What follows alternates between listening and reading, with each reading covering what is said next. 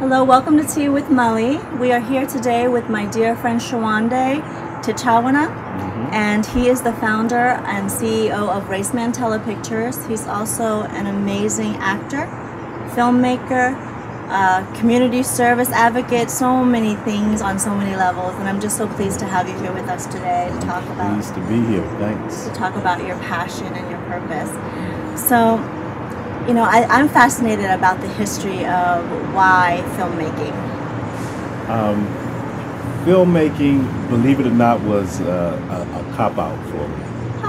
Because I always had a passion for acting. And when I was an undergrad at Howard University, I said, okay, what's going to be the closest thing to doing what I want to do? Because acting, at that time I couldn't grasp the concept of no matter how good you were, it didn't guarantee you work. And you know, that scared me. In fact, when I was a freshman at Howard, I actually was an accounting major, believe it or not. So I was in the School of Business for my freshman and sophomore year, and I changed my major. It just wasn't for me. And, you know, I was there on an academic scholarship, and it just, you know, I was flunking out of college, and it just wasn't a good fit. Well, do you think that also was because you knew that there was no excitement around it, that it wasn't really attached to who you were? Quite honestly, the reason I picked accounting was because I got an A in it in high school. Okay. I really didn't put a lot of thought into what I wanted to do for a living. But I always loved acting. And I said, well, what's the closest thing that would get me to that and would provide security? And so I decided to major in broadcast production. And I minored in drama, you know, once I switched out of the School of Business. So my sophomore year, I lost my scholarship. It was a full academic scholarship. I got it back like that next year because it was a national scholarship. You were able to get it if your grades were, you know, if you got the required average GPA. And you know,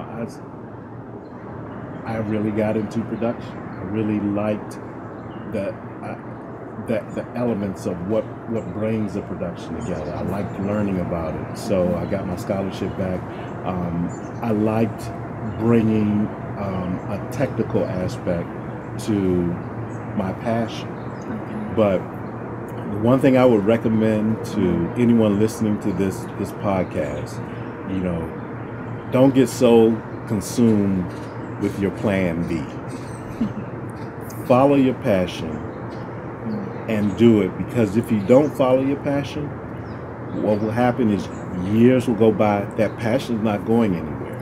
What you love to do is not going anywhere. You're going to find your way back to it anyway.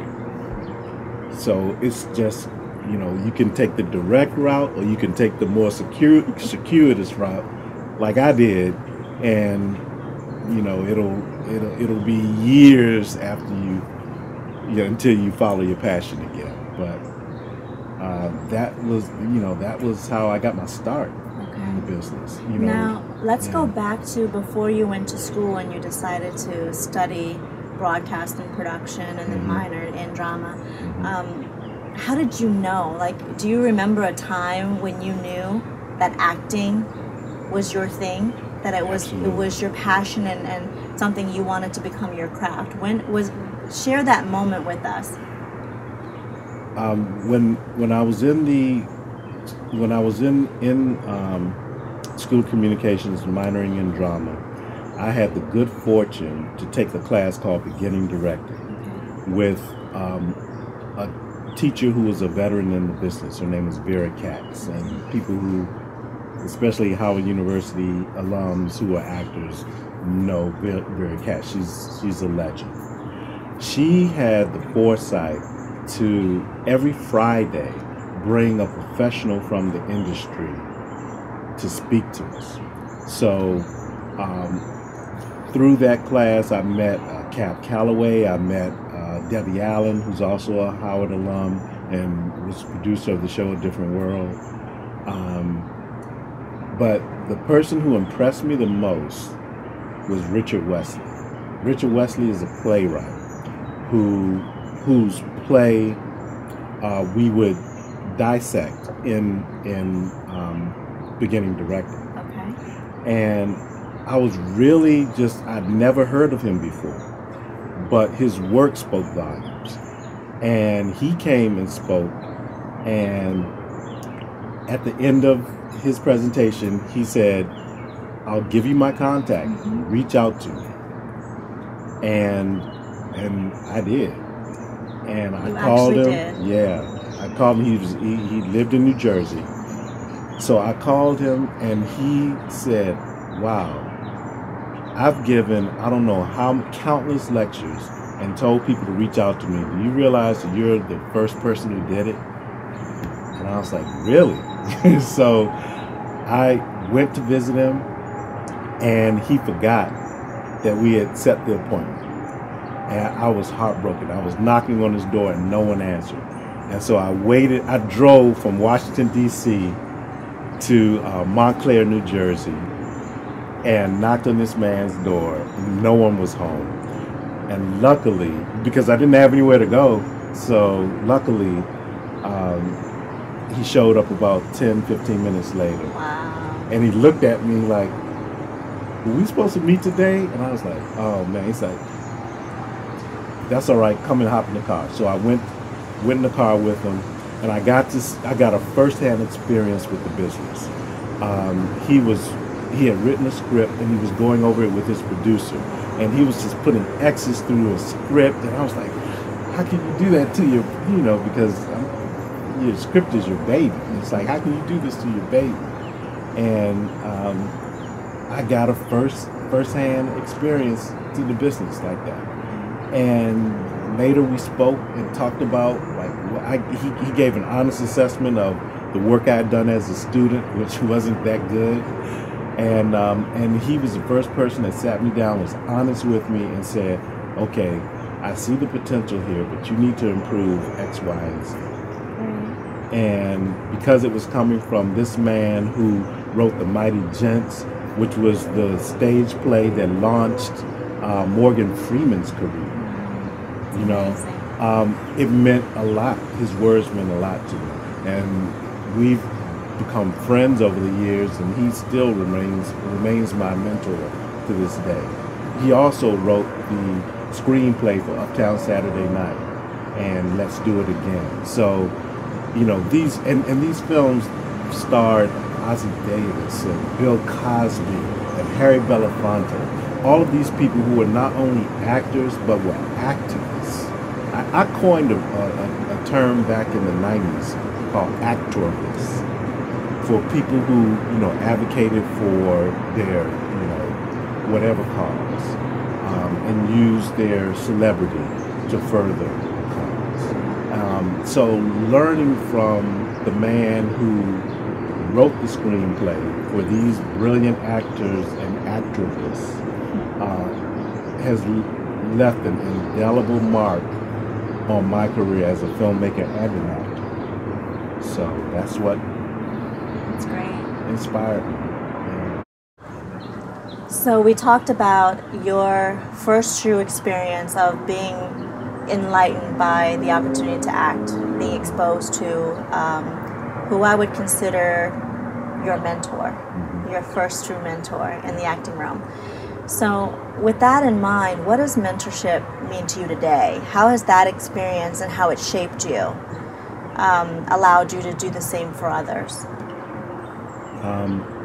Mentorship is very important to me, because I wouldn't have made it in my career without the guidance of mentors.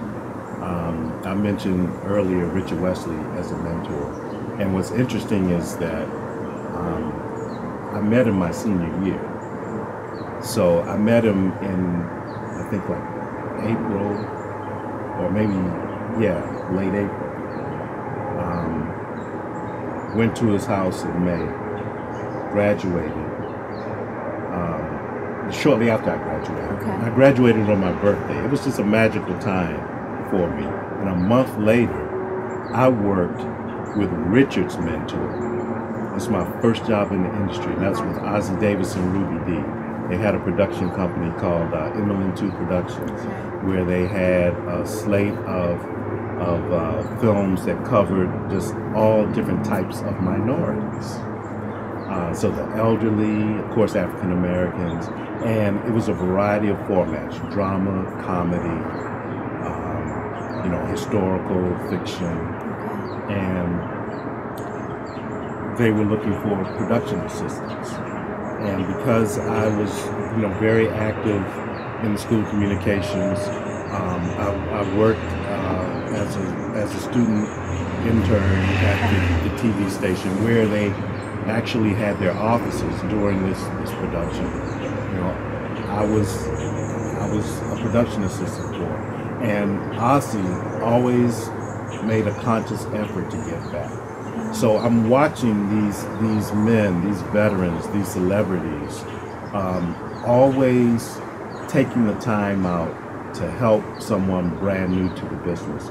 And that was the role model for me. So when I started my company, I reached back to Howard University grads and have them work not only as production assistants, but also continuity, so that they could be up close and personal with the actors and the production, and work side by side to watch me and my process as a director. Wow. And I've also done that outside of production, through my fraternity. I had a program called Know Your History, which taught the achievements of Africans and African Americans, not only in this country but worldwide, that wasn't taught in the school system. So there's always been an element of giving back and providing guidance. What does that do for you? Actually, it grounds me, because just before this interview, I had a student to reach out to me through LinkedIn, and he reminded me of me when I was his age and what he wants to act. And I told him, look, if that's your passion, follow your passion. Once again, don't get consumed in plan B, because he wants to be an entrepreneur, which is fine, but he wants to use that to get in roles. And getting roles is all about being prepared, auditioning, learning monologues, etc. And if acting is your passion, you shortchange yourself. There's a tremendous amount of time and effort to really hone in on your craft and study it. And when you run a business, it's really difficult to run a business as an entrepreneur and then do something that innately is inside of you, that's your true passion, on the side. Somehow there's always going to be conflict. So if you can blend the two, great, but it's also very hard. As you've lived through this, you've kind of gone into filmmaking, which we'll get into a little bit more of. But deep down in your soul, it's always been acting as your true north, right? Yeah. That's always been your true north. So that's great. A mentorship is really important. And I think for those that are watching who are creatives or who are really looking to go into filmmaking or to really pursue your acting career, it's not easy.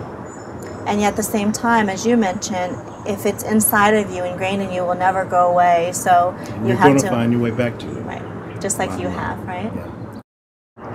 Okay, so tell me more about Raceman TelePictures. How did you come up with that name, and what does it stand for? What does the company represent in the world of filmmaking? And well, Raceman TelePictures was founded in March of 2000. I had written a script called Talking Shop, and it was a slice of life piece about a barbershop. And the barbershops are culturally important. They're a mainstay in the African American community. Raceman TelePictures got its name from my concept of what I wanted to do with this company. Okay. All throughout the history of African Americans, there were men who advocated for the race, and in the, you know, at the turn of the 20th century, these men were called Racemen. So people like W.E.B. Du Bois, who was, you know, critical in the founding of the NAACP, and his, I don't want to say adversary, but Booker T. Washington, who had a different, you know, had a different approach on the direction the African Americans were going. They were all racemen. Frederick Douglass, they were racemen. Martin Luther King, Malcolm X, these were racemen. And I love that name. I wanted to tell I wanted to tell the story of our people that doesn't get the exposure in Hollywood that I think it should, through my company. Okay. So Raceman, and then TelePictures actually is a play on Jay-Z's Rockefeller records. Okay. So I kind of like that, Rockefeller, because it's a double entendre. And I said, well, TelePictures will be my play on words. And so I named my company Raceman Tell-Pictures. So Raceman TelePictures just had a ring. Okay. And you know, the focus is to make people laugh and think. You know, because I think that you know, in telling our story, we need to address certain issues that separate us, because really it's all a farce, you know? I mean, we're more alike than different. So my films, you know, tend to expose, you know, the perceived differences and then show how we're alike. And hopefully it'll unite us. Has that evolved from focusing on African American issues into a broader, you know, ethnicity and cultural understanding? Actually, it has. And is it that just through your films, or is it also through your writing? Because I know that you have written screenplays and continue to do so, and you've won some awards, so congratulations. This is a man to know. So tell us about that. How has, over time, the mission for your organization evolved in terms of who your demographics are? When I started Raceman TelePictures, initially it was to tell the stories, the multiple stories of African Americans. It's now evolved into telling the story of people of color. And you know, the next step in the evolution will be just telling the story of people. But I want to focus primarily on African Americans and people of color, because those stories get ignored here. Now, you know, people of color are the majority population worldwide. So it's just, you know, the next evolution as a business, you know, to tell other people's stories. You know? Great. So, well, I also want to highlight, you know, Raceman TelePictures. We know what the name stands for, the symbolism behind it, the philosophy and the motto of the organization. What type of work do you do when you're not acting under Raceman TelePictures? Under Raceman TelePictures, you know, it's wow, that's a loaded question, because I do so much. Give us some examples. I work in the special needs, giving back in special needs, because I have a child with Down syndrome. The cutest child in the whole wide world. I love that child. He'll be glad to hear that. You know, I still work with like aspiring filmmakers. In fact, at Sankofa Bookstores, which is owned by Haile Gerima, who's an internationally acclaimed award-winning Ethiopian filmmaker and one of my teachers at Howard. I had a screening a couple of weeks ago of Gabriella Watson, who is a Brazilian filmmaker of Afro-Peruvian descent, Right. who did a documentary on racism in Brazil. And she's beginning her master's at Temple at the start of this new school year, this 2013 school year. So I put her in touch with one of my producers. So I like to connect people. That's another passion of mine. When I see that there are similarities that both parties can benefit from, you know, I do that almost second nature. You know, that's in a way that's what we have in common, and that's how we connect, and that's how we get along so well, because we both see that need. You know, we like placing people with other people who can, you know, help them thrive, help them grow, not only in their profession but as an individual. Sowande, I want the world, everyone who's watching, to know that it is possible to be successful, and we define our own success, of course, to be successful and to really choose your passion and know that it's worth it. And so I want to talk a little bit about the movies that you've actually worked on yourselves, that you've produced and directed, how they've done, some of the accolades, and also your acting career, that you're actually living it, you're doing it. So share with us what you've been involved in, what projects you've been involved in. So start with your existing films, the ones that you've produced yourselves. Okay. Well, as I mentioned, when I started my company in 2000, I had written a short film called Talking Shop, and that film, a lot happened in the year 2000, because I shot that film in like a record of like 3 days. Huh. Is that how you shoot all your films? Yeah, because that happened. I'm sorry, too. I'm confusing it. I Okay. actually shot the new N-word in 3 days. Yes, I was like, I wow. shot Talking Shop in 1 day. Okay. Oh. Yeah, I Wow. shot that in 1 day with 2,400 feet of film. So pretty much everything we shot we used. Oh my gosh. Yeah.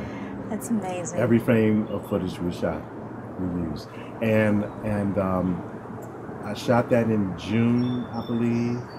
I shot it on a Monday because, I mean, barbershops are closed on Mondays, Okay. and the theaters are dark. So that means I had my location available and I had my actors available. So, you know, later on that year, my son was born in November. In December, I received the Mayor's Art Award for Outstanding Emerging Artists for my film Talking Shop. That's great. So, you know, that was like the first accolade for the company. Now, fast forward to the new N-word 10 years later. Similar thing happened. I wrote the script, and I wrote it based on a story that a friend of mine told me in a car ride home about this, you know, dispute between these two employees at a major electric company here in the area. And at first I wasn't going to do it, but then I decided, you know, I haven't done a short in a while. Why not? And I just like flippantly submitted it to the Larry Neal Writers Awards, and lo and behold, got a notice that it was nominated. And so I went to the award ceremony with like absolutely zero expectations, and wound up winning that award. That's fantastic. And it was a cash prize. I used that because I was going to shoot the film anyway. I used that to pay my actors, and we shot in 3 days. And you know, it was a mix of professional actors and brand new actors. You know, I even cast you in that. And very small part, but I'm so grateful. And I mean, it was just one of the fastest projects from conception to post-production that I've ever worked on. And with my work as an actor in between, I acted in this film in between 2000 and 2010. Oh, and before you go into that, though, okay, how many awards and nominations did you get for the new N-word? Oh, wow. Well, the Larry Neal Writers Award, and when the film was completed, I was nominated for the African Movie Academy Best Diaspora Short Film. That's great. I didn't win it, but I'll tell you, That's so great. It was just as good as winning, because it was an all-expense paid trip to Nigeria where the award ceremony was held. It was my first time to the motherland, and I mean, it was just a wonderful experience because I got to meet other filmmakers, got to meet the next generation of filmmakers, and you know, they were all at the top of their game because they were all nominated. Wow. And just the quality and body of work really just changed my entire perspective about you know, this business and everything, and how there's a market that's just hungry for films by people of color. Mm-hmm. Okay, so now you're acting. I cut you off earlier, but you're acting. Okay. All of the productions that you've been involved in as an actor. Oh, wow. Maybe not all of them. Time for all of them, but I will. How about this year? Okay. Okay. So in 2012 to 2013, when I decided to focus my attention on acting more seriously, I was very fortunate to get, you know, a couple of roles of varying types. One thing that I'm happy about is I got a lead role in the TV series Investigation Discoveries, Who the Bleep Did I Marry? My wife is a little less happy about the role because it was an abusive husband, abusive spouse. But it gave me an opportunity to just kind of show my acting chops, you know, and to play a character that's just totally opposite of me. I hope so. Right, considering the description. Right. So, and then shortly after that, I landed like some background work on the TV series House of Cards, which is, you know, now the #1. It's funny, it's the #1 series on television that's not on television, but it's a great I watch it. I series. Love it. Yeah, it stars Kevin Spacey. So I'm in the pilot episode of that. I also got some background work on Veep, HBO show starring Julia Louis-Dreyfus. And now my career is, you know, taking a different turn. I'm looking at doing more lead work and supporting work as an actor. So that's in development. There's one show that's another recreation show called Celebrity Crime Files on TV1, and they do the story on the tragedies of African American celebrities mainly, and the story of McFadden and Whitehead, John Whitehead, who was murdered back in 2006. McFadden and Whitehead, I get to play G. McFadden, and John Whitehead, who was murdered. His murder had a devastating effect on G. McFadden. They had one big hit as a performing duo, Ain't No Stopping Us Now, and so I got to play an R&B artist that I admire. So I dug that. But they were a great songwriting duo. Like, they wrote hits for the OJs. They wrote Backstabbers. Smile in your face all the time when you take your place, the Backstabbers. So you get to sing too? Well, yeah, but you don't hear it. Oh. They also wrote the hit for Harold Melvin and the Blue Notes when Teddy Pendergrass was the lead singer, Wake Up Everybody. So these, just getting a chance to just kind of, introducing them back into the public eye was really cool. Well, I think that must be also just fun. Not only, you know, just fun because you get to kind of remove yourself from reality and study these characters, and, you know, being able to be a channel also to represent them in the most authentic form as an actor. So I can imagine that's pretty challenging, and at the same time very rewarding when you nail it. You know, I know I hear a lot of people that have done acting, and I volunteer at the Teatro de la Luna, and I see the actors go in and out of stage, and there's some nights where they just feel like they nailed it, you know, and it's not just for their ego, but it's really to honor the part and the role that they play. Absolutely. And one thing about acting is that it makes me a better filmmaker, because, you know, I'm looking at the totality of the process. You know, so I look at it from a writer's perspective, I look at it from an actor's perspective, and I know that for actors, you need to give them that breathing room to breathe life into the character. So it's improved my craft as a director, it's improved my craft as a writer, because I'm now, you know, more conscious of that. Whereas before, I was more focused on, you know, telling a good story, but now I'm thinking about, you know, how well-rounded the story will be from different perspectives. So Sowande, we have talked so much about your craft. We talked about your passion and your pursuit of happiness through your acting and your filmmaking. We talked about mentorship.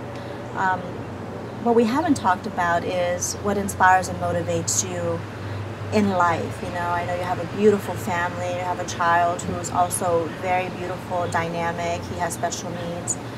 What gets you going every morning to continue to do what you love, knowing that it's for the greater good of everyone in your life? I think it's very important now as a parent, and, you know, and just a father figure to others, to be, you know, honest and authentic in telling the story, to be an inspiration to others, to give back through this craft, because this medium, this entertainment industry, this business of filmmaking, you know, touches on every profession from the janitor to the executive producer. You know, being successful in this will allow me to help employ others to fulfill their dream, while I'm fulfilling mine. And it's important now. I'm at the stage of my life where legacy is important. You know, what you leave behind as a legacy. What, you know, will my son be proud or ashamed of the work that his dad has done, has left behind? So that's what's important. That's my, you know, my child is my motivation. You know, my family, and providing security for them financially. So.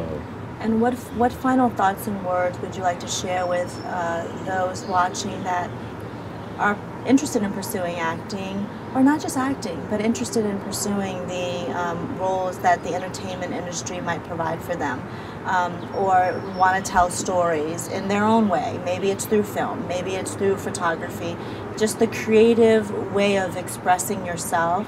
How can they live a life that you're living? You know, there's ups and downs, of course, but you're happy and you're at peace. And so what would you like to say to them? I'll repeat it. Just follow your passion. Be honest about what you can do and where you are right now in life. Don't let anyone discourage you, throw you off your path. Follow that path. Don't make excuses for yourself. You know, there'll be enough forces in the world that will make excuses for you not to do it. But when you start to follow your passion and you start to follow that light, and people, and that light is reflected around the people who surround you, you know, they'll realize, and you will realize that you're doing the right thing, because gifts come when you follow your passion, and when you're directed on that path. And, you know, those gifts will just help to bring you to that destination even faster. You will find yourself attracting yourself to people who can help you to achieve that goal. And they're like-minded people. And what you'll also find is that the negative people will begin to just fall away from your life, little by little.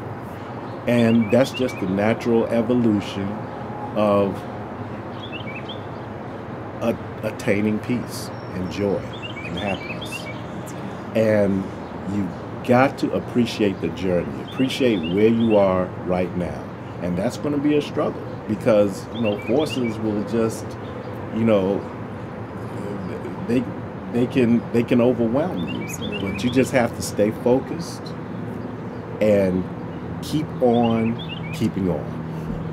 It's bottom line. How can people find more information about you? How can they access you? How can they have a conversation with you? Where do they go to find out more about you? All over the social media, Facebook, YouTube, IMDb, Twitter, Sowande, first name, last name, Tichawonna. Google that and you can find me. But I'm on Facebook. I'm the only Sowande Tichawonna on Facebook. So that's a way. LinkedIn, same thing. I have my site, Raceman TelePictures.com, and that's Raceman TelePictures, TELL-pictures.com. We're updating the website, but there's still plenty of information that you can get on me and my projects. Thank you for being here. Okay. Thank you for sharing with my audience and viewers and listeners. It's so powerful to know that someone is not just wanting to be something, they're being it. Yeah. Not desiring to be something, they're actually taking the steps to do it. Taking the chance. It's a big chance. It's a big risk to follow your truest passions, knowing sometimes that not everybody understands if you're going to make it, with paying bills and things like that. But I really admire you. I admire your work. I'm grateful to have you in my life. It's an inspiration to me as well. And you inspire me as well. Thank you. Yeah. And I really want you to continue doing what you're doing. Keep us posted on your projects. Love to have you come back because I know that you're working on some things behind the scenes that you didn't want to share today, but I'm really rooting for you. And when that does come through, because I know it will, I want you to come back and talk about it, okay? Absolutely. Thank you for being here. Thank you. Okay. See you next time on Tea with Melanie.